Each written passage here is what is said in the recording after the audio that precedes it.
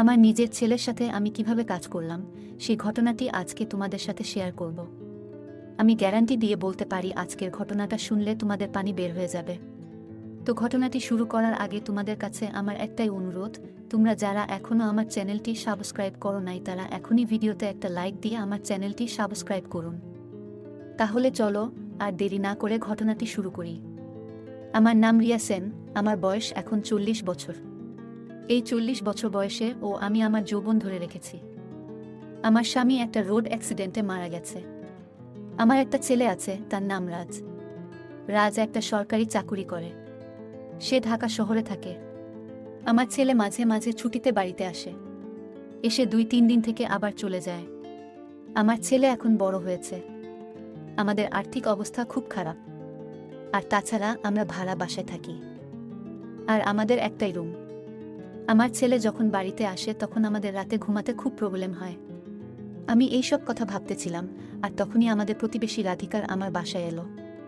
রাধিকা এসে আমাকে চিন্তিত দেখে বলল, কি ভাবছো ভাবি?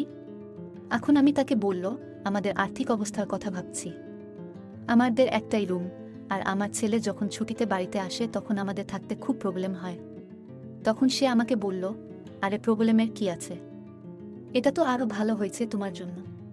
তোমার ছেলেটা কিন্তু খুব সুন্দর, এইরকম একটা বডি ফিগার সুন্দর স্মার্ট ছেলের সাথে এক রুমে এক বিছানায় ঘুমানোর সৌভাগ্য হচ্ছে তোমার। এমন সৌভাগ্য আর কয়জনের হয় বলো? তখন আমি তাকে বললাম, তুমি কথাটা খারাপ বলনি, কিন্তু আমার ছেলে তো এখন বড় হয়েছে, রাতে যদি কোনো দুর্ঘটনা ঘটে যায় তাহলে আমি আর মুখ দেখাবো কি করে বলো? তখন সে আমাকে বলল, আমার মাথায় একটা ভালো বুদ্ধি আছে। তুমি তো জানোই যে আমাদের টাকা পয়সার কোনো অভাব নাই, আর আমার অনামিকে দেখতে ও অনেক সুন্দরী। তার সাথে তোমার ছেলের বিয়ে দিলে তারা খুব ভালো থাকবে, আর তোমাদের ও কোনো প্রবলেম থাকবে না। তখন আমি ভেবে দেখলাম তাদের তো একটাই মেয়ে, আর তাছাড়া মেয়েটা ও অনেক ভালো। তার সাথে আমার ছেলের বিয়ে হলে তো তাদের সব সম্পত্তি আমার ছেলেরই হবে, তখন আমাদের আর কোনো অভাব থাকবে না। তখন আমি একটু লজ্জা পেয়ে বললাম, কই কিছু না তো, তুই খেতে আয়। তারপর আমার ছেলে আমার পাশে এসে খেতে বসল। কিন্তু আমি একটা জিনিস লক্ষ্য করলাম, আমার ছেলে ভাত খাচ্ছে ঠিকই, কিন্তু চোখ দিয়ে সে আমাকে খাচ্ছে। আমার দিকে সে অপলক দৃষ্টিতে তাকিয়ে আছে। তখন আমি তাকে বললাম, কিরে আমার দিকে এইভাবে কি দেখছিস তুই? তখন আমার ছেলে আমাকে বলল, আম্মু তোমাকে অসম্ভব সুন্দরী লাগছে, তোমাকে দেখে মনে হচ্ছে তুমি 25 বছরের কুমারী মেয়ে। ছেলের মুখে এমন প্রশংসা শুনে আমি খুব খুশি হলাম। তাই শুক্রবার সকালে আমি খুব ভালো ভালো খাবার রান্না করলাম। তারপর আমি গোছল করে একটা সুন্দর শাড়ি পরে ছেলের জন্য অধীর আগ্রহে অপেক্ষা করতে লাগলাম। তারপর প্রায় দুপুর 12টার দিকে আমার ছেলে এসে কলিং বেল বাজালো। আমি সাথে সাথে গিয়ে দরজাটা খুললাম। দরজা খুলতেই দেখি আমার ছেলে রাত চলে এসেছে। তাকে দেখে আমি খুব খুশি হলাম। তখন আমার ছেলে আমাকে জড়িয়ে ধরল, তখন আমি একটা অদ্ভুত সুখ অনুভব করলাম।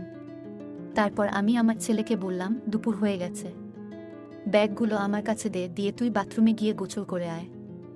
গোসল করে আগে খাওয়া দাওয়া করে নে, তারপর আমরা গল্প করব। তখন ছেলে বলল, ঠিক বলিছে আম্মু, আমার খুব ক্ষুধা লেগেছে, আমি গোসল করে আসছি, তুমি তাড়াতাড়ি ভাত বাড়ো। তাই বলে ছেলে বাথরুমে চলে গেল গোসল করতে। তারপর সে গোসল করতে লাগলো, আর এদিকে আমি তার জন্য ভাত বেড়ে অপেক্ষা করতে লাগলাম। তারপর সে গোসল শেষ করে বাথরুম থেকে বের হলো। তখন তার পরনে ছিল একটা হাফ প্যান্ট। এই অবস্থায় তাকে দেখে আমি অবাক হয়ে এক নজরে তাকে দেখতে লাগলাম। তখন হঠাৎ আমার ছেলে আমাকে বলল, কি দেখছো আম্মু? তখন আমি একটু লজ্জা পেয়ে বললাম, কই কিছু না তো, তুই খেতে আয়। তারপর আমার ছেলে আমার পাশে এসে খেতে বসল। কিন্তু আমি একটা জিনিস লক্ষ্য করলাম, আমার ছেলে ভাত খাচ্ছে ঠিকই, কিন্তু চোখ দিয়ে সে আমাকে খাচ্ছে। আমার দিকে সে অপলক দৃষ্টিতে তাকিয়ে আছে। তখন আমি তাকে বললাম, কিরে আমার দিকে এইভাবে কি দেখছিস তুই? তখন আমার ছেলে আমাকে বলল, আম্মু তোমাকে অসম্ভব সুন্দরী লাগছে, তোমাকে দেখে মনে হচ্ছে তুমি 25 বছরের কুমারী মেয়ে। ছেলের মুখে এমন প্রশংসা শুনে আমি খুব খুশি হলাম। তখন আমি তাকে বললাম, হয়েছে, আর পান দিতে হবে না, তুই এখন মন দিয়ে ভাত খা। তারপর আমার ছেলে খাওয়া দাওয়া শেষ করে তার রুমে চলে গেল, আর এদিকে আমি সেই থালা বাসনগুলো রান্নাঘরে নিয়ে রাখলাম। তারপর আমি রুমে আসলাম। রুমে এসে এক এক করে আমার ছেলের ব্যাগ থেকে তার সব জামা কাপড় বের করতে লাগলাম।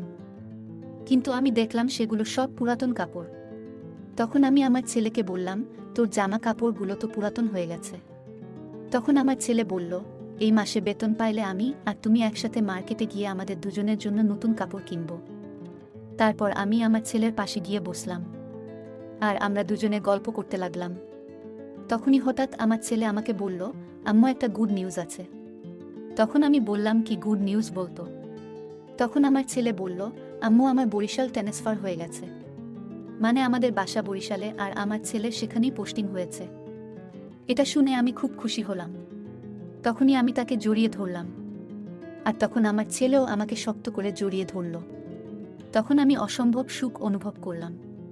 তখনই হঠাৎ আমার হুঁশ ফিরে আসলো। আমি ভাবলাম, এটা তো আমার ছেলে। সাথে সাথেই আমি তার থেকে আমাকে ছাড়িয়ে নিলাম। তখন আমি তাকে বললাম, আচ্ছা বাবা, তুই তো অনেক বড় হয়েছিস, আর তাছাড়া এখন তুই ভালো একটা চাকুরিও করিস, তাই তোর জন্য আমি একটা মেয়ে ঠিক করেছি। তখন আমার ছেলে একটু রেগে গিয়ে বলল, আম্মু আমি এখন বিয়ে করতে পারবো না। আমি তোমার আর আমার মাঝে অন্য কোনো মেয়েকে আনতে পারবো না। এদিকে আমার ছেলে সুখী করতে চাই। আমি আমার ছেলের কথার আগাগোড়া কিছুই বুঝলাম না। তখন আমি তাকে বললাম, আচ্ছা তুই এখন একটু রেস্ট নে, আমি একটু বাজারে যাচ্ছি বাজার করতে। তাই বলে আমি ছেলেকে রেখে বাজারের ব্যাগটা নিয়ে বাসা থেকে বের হলাম। কিন্তু আমার ছেলে আমাকে পেছন থেকে দেখতে লাগলো। এটা আমি বুঝতেই পারিনি। আমি বাজারে যাওয়ার সময় ভাবতে লাগলাম, আচ্ছা আমার ছেলে কি বলতে চাচ্ছে? সে বিয়ে করতে চাচ্ছে না কেন? আর সে আমাকে কোনো সুখ দিতে চাচ্ছে? আমি এইসব ভাবতে লাগলাম। এদিকে আমার ছেলে ঘুমিয়ে পড়ল। আমি বাজার শেষ করে যখন বাসায় ফিরলাম তখন দেখি আমার ছেলে ঘুমাচ্ছে। এটা দেখে আমি তাকে ডাকতে শুরু করলাম, কারণ এখন সন্ধ্যা হয়ে গেছে। আমি ছেলেকে অনেক ডাকলাম কিন্তু সে আমার ডাকে কোনো সাড়া দিল না। তখন আমি তার গায়ে হাত দিয়ে ডাকতেই সে আমার হাতটা ধরে এক টান দিয়ে বিছানায় ফেলে দিল আর সাথে সাথে সে আমাকে শক্ত করে জড়িয়ে ধরল। তখন আমি বলতে শুরু করলাম, কি করছিস বাবা? আমি তোর মা। তখন আমি জোর করে তার থেকে নিজেকে ছাড়িয়ে নিলাম। তারপর তাকে বললাম, সন্ধ্যা হয়ে গেছে, এখন বিছানা থেকে ওঠ বাবা। তাই বলেই আমি রুম থেকে বের হয়ে গেলাম আর বাইরে এসে মনে মনে ভাবতে লাগলাম, আমার ছেলে তো বড় হয়ে গেছে, রাতে আমি তার সাথে একই বিছানায় কিভাবে ঘুমাবো? রাতে যখন আমি ঘুমিয়ে থাকবো তখন যদি কোনো দুর্ঘটনা ঘটে যায় তাহলে সকালে আমি ছেলের সামনে মুখ দেখাবো কি করে? বাইরে এসে আমি এই সব ভাবতে লাগলাম। আর ঠিক তখনই আমার ছেলে ও রুম থেকে বাইরে চলে এলো। তখন আমি একটা জিনিস লক্ষ্য করলাম, আমার ছেলে আমার দিকে অদ্ভুতভাবে কামনা দৃষ্টিতে তাকিয়ে আছে। আমি একটা মেয়ে হয়ে তার চাহনি খুব ভালোভাবেই বুঝতে পারলাম, কিন্তু আমি তাকে কিছুই বুঝতে দিলাম না। তারপর আমি সোজা রান্নাঘরে চলে গেলাম। তখন আমার ছেলেও আমার পিছে পিছে রান্নাঘরে গেল। তারপর সে আমার সামনে বসল। আমি তখন নিচু হয়ে তরকারি কুটতেছিলাম। হঠাৎই আমার বুকের উপর থেকে আমার শাড়ির আঁচলটা সরে গেল। সাথে সাথে আমার ছেলে সেই দিকে অপলক দৃষ্টিতে তাকিয়ে থাকল। তখন আমার চোখ পড়ল ছেলের চোখে। আমি তখন একটু লজ্জা পেলাম আর ছেলেকে বললাম, কিরে এইভাবে কি দেখছিস? তখন আমার ছেলে বলল, তোমাকে দেখছি আম্মু। বিধাতা তোমাকে কত সুন্দর করে বানিয়েছে, তোমার সব কিছুই অসম্ভব সুন্দর। তখন আমি আমার ছেলেকে বললাম, হয়েছে, আর পাম দিতে হবে না, এখন এখান থেকে যা তুই, আমাকে আমার মতো করে রান্না করতে দে। তখন আমার ছেলে বলল, কেন আম্মু, আমি কি তোমাকে কোনো ডিস্টার্ব করছি নাকি? তখন আমি বললাম, ডিস্টার্ব করবি কেন? কিন্তু তুই রান্নাঘরে কি করবি? এখানে অনেক গরম, তুই ঘরে যা, আমি রান্না করে আনছি। তখন আমার কথা মতো ছেলে তার রুমে চলে গেল। তারপর আমি রান্না করতে করতে ভাবতে লাগলাম, সারাদিন তো কোনোভাবে কেটে গেল, কিন্তু রাতও কিভাবে কাটাবো? আমার ছেলের চোখে তো কামনার ছাপ দেখতে পাচ্ছি। আমার কাছে তো মনে হয় রাতে আমরা এক বিছানায় ঘুমালে একটা দুর্ঘটনা ঘটবেই। এইসব ভাবতে ভাবতে আমি রান্না শেষ করলাম। তারপর ভাত বেড়ে আমার ছেলেকে খেতে ডাকলাম। তখন আমার ছেলে ও খেতে আসলো। তারপর আমরা দুইজনে একসাথে রাতের খাওয়া দাওয়া শেষ করলাম। খাওয়া দাওয়া শেষ করে আমার ছেলে রুমে চলে গেল আর আমি থালা বাসনগুলো নিয়ে রান্নাঘরে চলে গেলাম। তারপর সেগুলো পরিষ্কার করে রুমে আসলাম।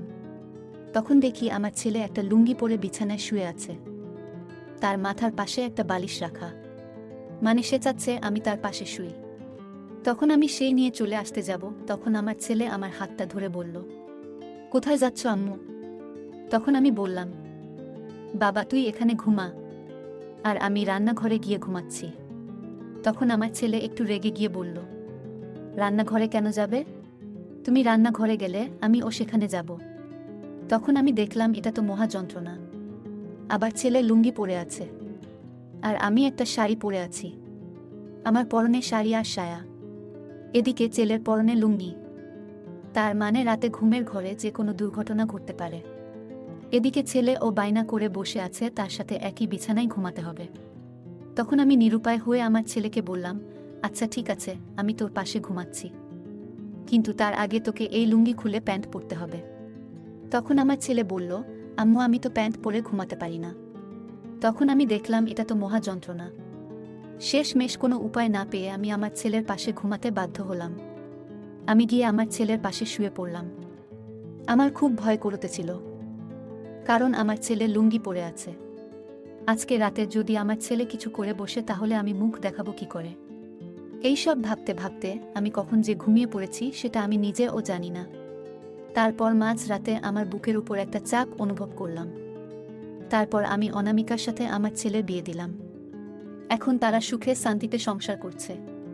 তো বন্ধুরা, আমি আজকের ভিডিওতে বোঝাতে চেয়েছি স্বামী স্ত্রী ছাড়া অন্য কারো সাথে মিলামেশা করা জঘন্যতম পাপ।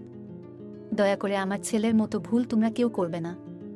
আমার ছেলে তো তার ভুল বুঝতে পেরেছে, তো তোমরা কেউ এমন কথা চিন্তা ও করবে না। আজকের মতো এখানেই শেষ করছি। ভালো থেকো সবাই। আর তুই সেই মায়ের সাথে এইসব করতে চাচ্ছিস, তোর লজ্জা করা উচিত। আমার এইসব কথা শুনে ছেলে তার ভুল বুঝতে পারল। তখন সে কান্না করতে করতে আমাকে বলল, আম্মু আমার অনেক বড় ভুল হয়ে গেছে, তুমি আমাকে ক্ষমা করে দাও। তখন ও বুঝতে পারলাম আমার ছেলে মন থেকে ক্ষমা চাচ্ছে, তাই আমিও তাকে ক্ষমা করে দিলাম। তারপর তাকে আমি বললাম, তাহলে আমি রাধিকার মেয়ে অনামিকার সাথে তোর বিয়ের ব্যবস্থা করছি, তুই আর অমত করিস না বাবা। তখন আমার ছেলে বলল, দেখো আম্মু, তুমি যেটা ভালো মনে করো। তারপর আমি অনামিকার সাথে আমার ছেলের বিয়ে দিলাম। এখন তারা সুখে শান্তিতে সংসার করছে। তো বন্ধুরা, আমি আজকের ভিডিওতে বোঝাতে চেয়েছি স্বামী স্ত্রী ছাড়া অন্য কারো সাথে মিলামেশা করা জঘন্যতম পাপ। দয়া করে আমার ছেলের মতো ভুল তোমরা কেউ করবে না। আমার ছেলে তো তার ভুল বুঝতে পেরেছে, তো তোমরা কেউ এমন কথা চিন্তা ও করবে না। আজকের মতো এখানেই শেষ করছি। ভালো থেকো সবাই।